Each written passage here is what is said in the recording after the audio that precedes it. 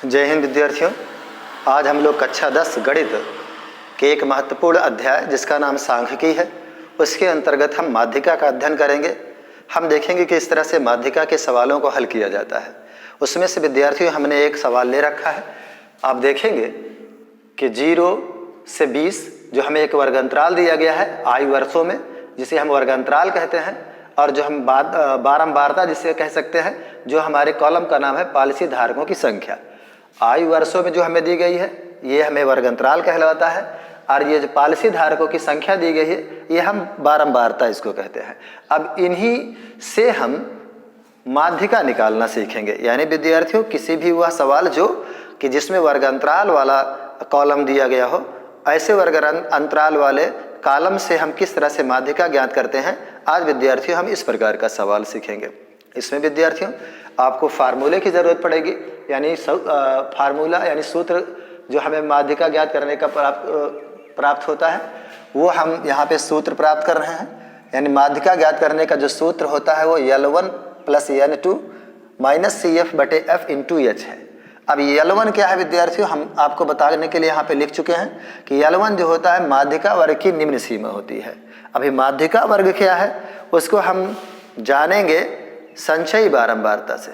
यानी विद्यार्थियों यदि हम माध्यिका लगाना चाहते हैं तो माध्यिका लगाने से पहले हमें किस तरह से संचयी बारंबारता निकालना होता है वो हमें ज्ञात होना चाहिए। क्योंकि विद्यार्थियों जब कभी भी हमें सवाल दिया जाएगा माध्यिका निकालने के लिए तो हमें यहाँ पर आयु दिया यानी वर्ग अंतराल दिया गया होगा, इसे हम विद्यार्थियों वर्ग अंतराल बोलते हैं, और इसे हम बारंबारता यानी वर्ग अंतराल दिया रहेगा और बारंबारता संचयी बारंबारता हमें बनानी पड़ती है।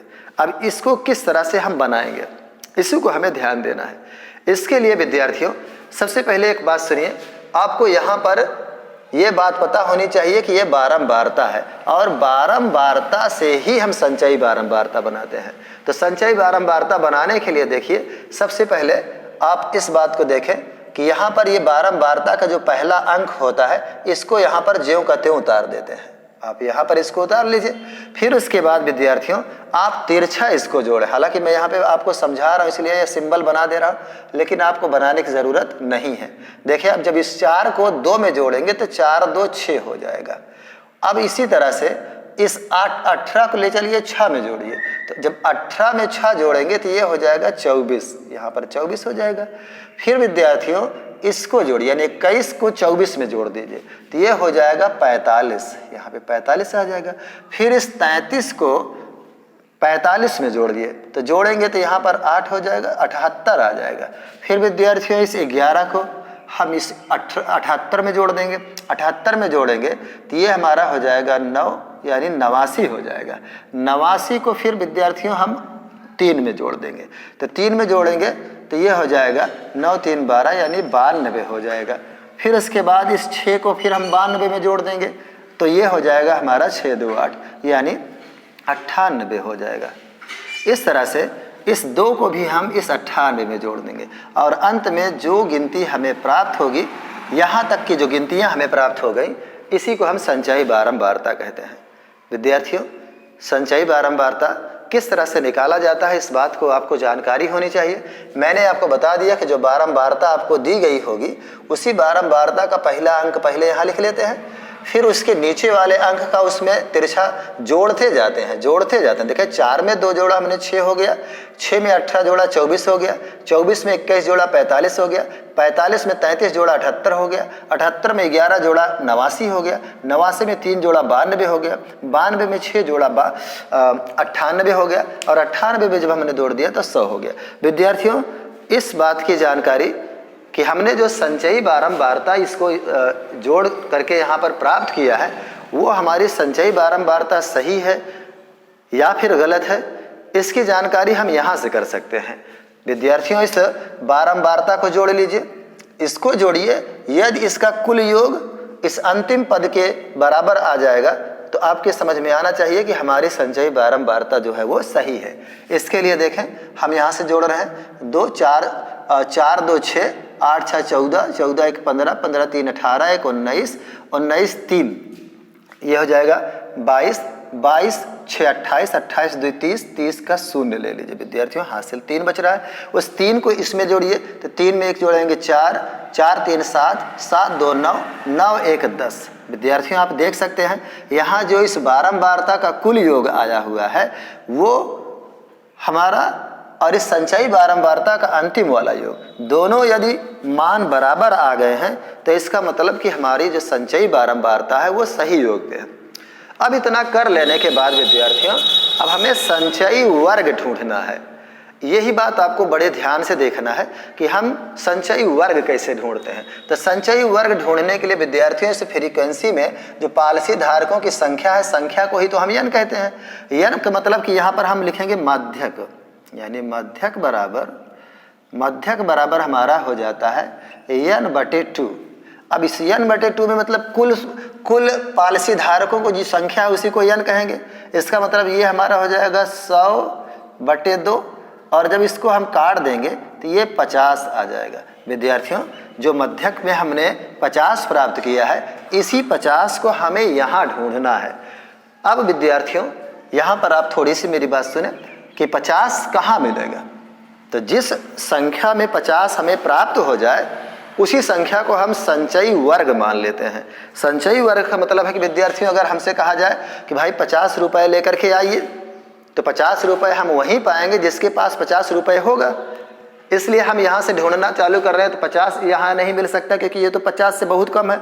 ये भी नहीं दे सकता क्योंकि इसके पास 50 से कम ही है। 24 वाला भी नहीं दे सकता, 45 वाला भी नहीं दे सकता है।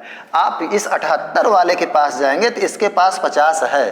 तो इसका मतलब कि जो हमारी संचयी वर्ग वाली सीमा होगी यही होगी हमारी संचयी वर्ग।